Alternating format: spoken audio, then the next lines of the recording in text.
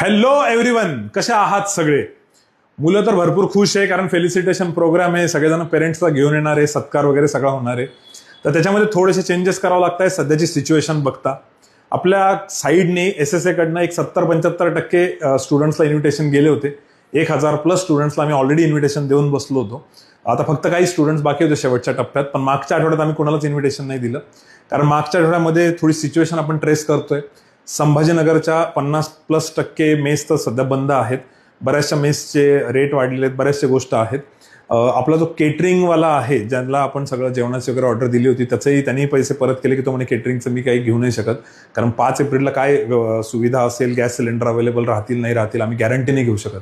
बरेचसे लग्नही पोस्टपोन झाले. आपल्या फोटोग्राफरने आम्हाला सांगितलं, तो म्हणे तुमचाही प्रोग्राम खरंच 5 एप्रिलला होईल का एकदा बघा म्हणे सर, कारण बरेचसे प्रोग्राम आम्ही पोस्टपोन केलेले आहेत लग्नाचे. तर ते सगळं लक्षात घेता तर आमची तयारी तर क्लासकडनं पूर्ण झाली आहे. ट्रॉफीजपासनं, बॅग्सपासनं, तुमच्या गिफ्ट्सपासनं सगळं झालेलं आहे.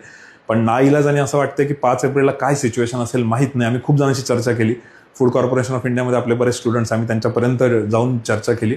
तर ते सगळं लक्षात घेता पुढचं वॉरची काय सिच्युएशन आहे आणि काय अजून पुढच्या सिच्युएशनला आपल्याला फेस करावं लागेल माहीत नाही. त्यामुळे 5 एप्रिलचा जो प्रोग्राम आहे आपला फेलिसिटेशनचा, जो की ऑलरेडी 11 एप्रिलला होता, कारण 11 एप्रिलला RBIची एक्झाम आल्यामुळे आपण प्रीपोन केला होता, तर तो नाईलाजाने आपल्याला पोस्टपोन करावा लागतोय. आता पोस्टपोन करतोय तर बरेच मुलं नाराज होतील कारण बऱ्याच जणांचे रिझर्वेशन्स होते. बँगलोरवरनं खूप जण येत होते, ज्यांनी सगळं डोकं लावलं होतं. HOD सोबत परमिशन घेतली होती त्यांच्या सुट्टीची.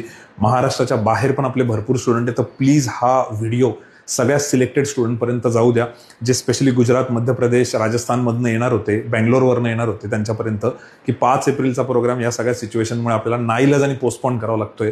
तर प्रोग्राम एक्झॅक्टली पुढे कसा होईल, कधी होईल ते नाही माहिती. 1-1.5-2 महिन्या अगोदर तरी आम्ही तुम्हाला परत इन्फॉर्म करू एक्झॅक्ट डेट झाल्यावर.